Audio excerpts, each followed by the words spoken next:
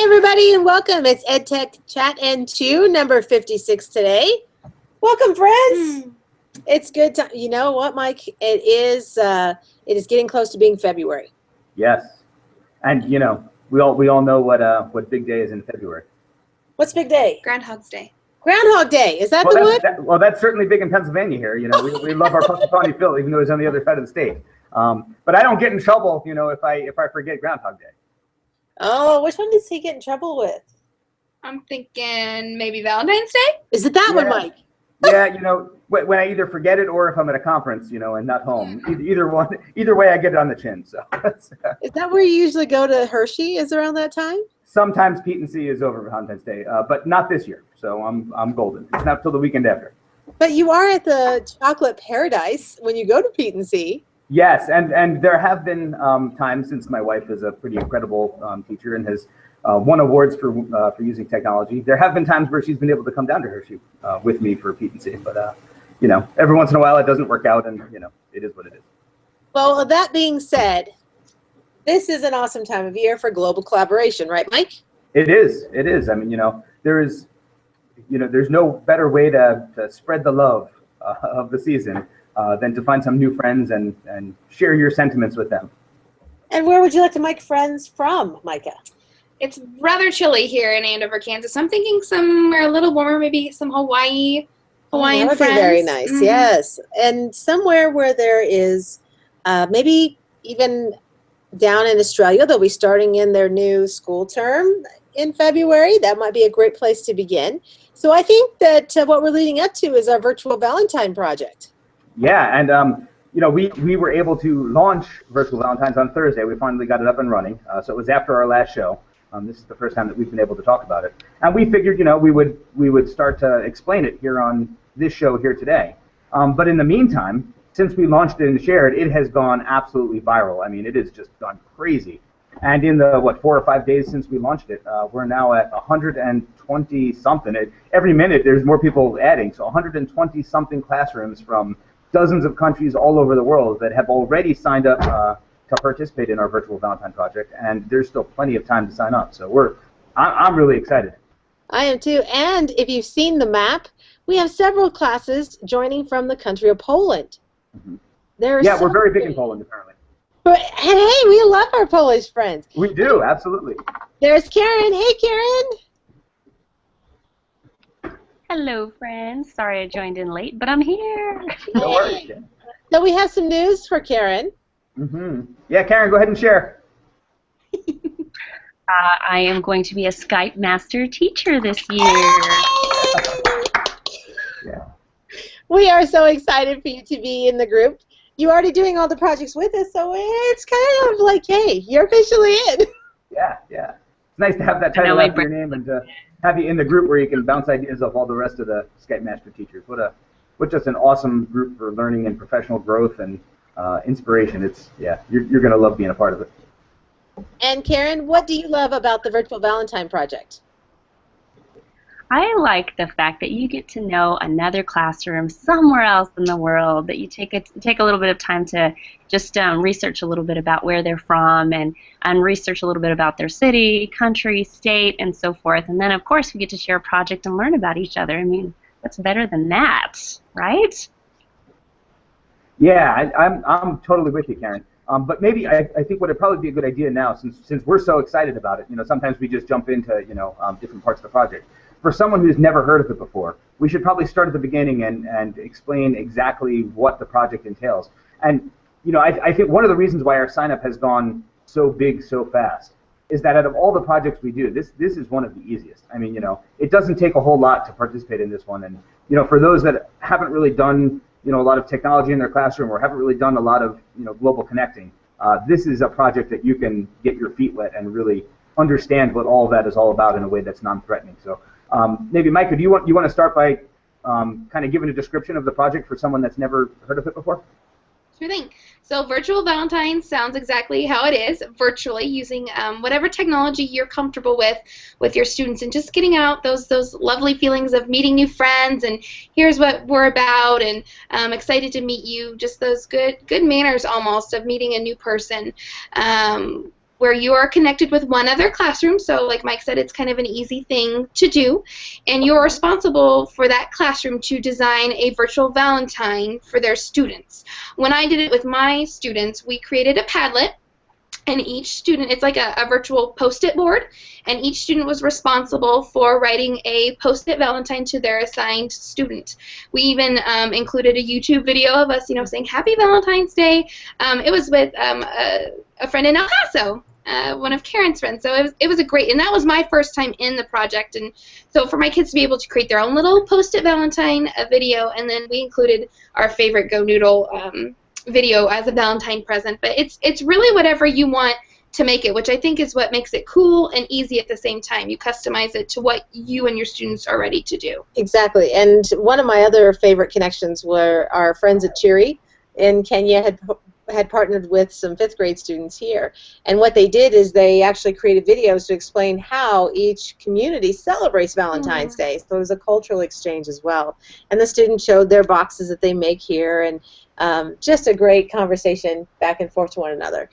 And there's no shipping fees, right, Mike? No, nothing at all. As a matter of fact, I've seen, from looking at the different virtual Valentines that happened last year, for those that were, for classroom teachers that were really getting their feet wet with tech for the first time, we saw stuff as easily as kids making Valentine's Day cards, and then the teacher took a picture of each card and put it into a slideshow and sent it to the other classroom. I mean, that's something that's just super easy. Or we had classes that wrote their own song, and then the teacher just recorded a video of them singing a Valentine's Day song, and boom, shipped that off to the other classroom, and that was their virtual Valentine. And then we also had, like, professionally made, not professional, but what looked like professionally made movies that were being put together and shipped to different classrooms. So, your level of comfortableness with comfort with tech is really, you can make it anything that you want it to be. But the project doesn't just stop there, because we want to make sure that we incorporate different subject areas into the learning in a way that's really easy, right? So what, other than the actual virtual Valentine itself, what else does the project entail? Well, other than that, we've done some math kinds of things. Yes, that's where I want to go with this, is the melting of the miles. It took me a minute. Yeah. And actually, Karen helped me calculate the melting of the miles, so I'm going to pass that one over to her. Okay, so we want to circumnavigate the globe with all of our virtual Valentine's cards. So yes, we're going to calculate the miles between and share those miles with our partner in class. Am I right? Yeah, no doubt. So actually, on the website, we have our spreadsheet, right? But what you're going to do is just simply calculate. Have your students calculate. Make them do the work. Have them figure out how far the distance is in miles from where you are to where your partners are. And then that number is going to get put into a submission form on the website, and it's going to be added to our online spreadsheet, and that will calculate how many miles we've traveled virtually. And we're looking to circumnavigate the globe once, but from last year we've already matched our sign up from last year, and we circumnavigated the globe several times there. So we want to see exactly how many miles our virtual Valentines can travel overall. And then the third piece of the puzzle, which really brings in that cultural understanding and the geographical awareness, is that we want your students to learn something about the place that they're connecting with.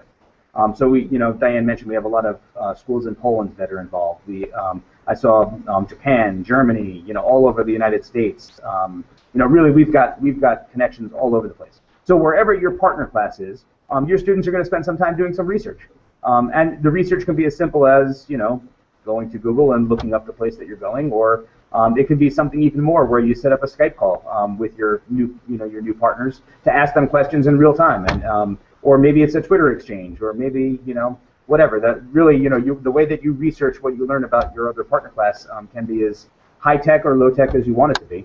They can go to the library and research what you have in the books in your library. But then in some way you're going to share that learning with other people, and that could be your students write blog posts about what they've learned as a class. It could be something that you write essays and take pictures of them if that's what you're comfortable with. It can be you design some kind of awesome ed tech project that you put together. But whatever it is, you're going to share that learning that your students did with the rest of the world. So really that's the three pieces: the virtual Valentine, calculating the miles, and learning something about the place that you're connecting with. You know, what if we stretched it out just a little bit and see if we couldn't shoot for the moon in miles? That would be awesome. Yeah. And if we can go bigger than that, Venus is the goddess of love. Maybe we could reach the planet Venus in virtual miles. Wow. I mean, what an awesome. I mean, think about the connections we're pulling in there, right? You know, students researching, you know, what culture, you know, Venus came from and who we're naming the planets after, and you know, why was Venus the goddess of love, and you know, how far is it from here to other planets in the solar system? And now, you know, as a science teacher, I'm getting excited here because you know this is in my wheelhouse now. So. You guys are the best at extending projects and making them really exciting. Well, tell them what you just said. I could see you getting giddy, Mike. Getting giddy. My face lit up a little bit. All over. Well, yeah, I mean, you know, this year, I mean, obviously I'm passionate about the global projects that we've always done. But moving into the science classroom, you know, it's an easy connection from science projects to global collaboration. But finding the way to get the science into the projects that we've done in the past that I love so much is sometimes, you know, it's sometimes tough to find that connection. So when it happens like that naturally, you can see me, you know, like, you know, I get all giddy, like you said. Well, I think it's time to pass it over to our audience and see what Valentines that they can create. If they want to sign up, they can go one of two places. You can go check out our Facebook page, the EdTech Chattin' 2 podcast page, Facebook fan page, or go to virtualvalentines.weebly, weebly.com, and register there. Yeah, and it's really that simple. And if there's any questions that you have about the project, they're probably answered on that Weebly page. You know, we've got, and there's also examples from past classes. So if you want to take a look at that before you get involved, the map of all the different classrooms that have signed up so far. So there's lots more information there other than what we just gave you here. And don't forget the hashtag is K12 Valentines. K12 Valentines. And we'll be watching on Twitter to see what you guys create. So definitely share the love virtually so that we can see you travel those miles. Okay, friends, it's time for the lunch question. All right, we're going to pass it to you, Mike. What is for lunch? All right, I'm not sure if I got the today, but I dug through the refrigerator to see what we had left, and we had just enough lettuce to put a salad together. So it was I added some leftover quinoa and some hard-boiled eggs onto my salad. So just a regular protein. salad. You got a little protein there. It's good That's stuff. right, yeah. All right, Karen, what was for lunch? I'm going to jump on being healthy there with Mike. I'm in a green smoothie phase, so I've got a coconut water, pineapple, mangoes, and kiwis and spinach in my green smoothie, and some cashews. Super healthy. Well done. Yeah. That does sound pretty good. All right, Micah, what do we have? I think we get the today because this awesome lady brought homemade chicken tortilla soup that she was kind of here with me, and it had we had to top it with cilantro. We did. A little Nice. And so it's cold here. It was cozy. It was delicious. And it was healthy. So it was good. You guys get the today. I don't get the Definitely. Worked out. Okay, friends. Well, we'll take this love of food and take the love of this project, our Virtual Valentines, and we'll see you next time on EdTech Chattin' 2. See ya. Bye, everyone.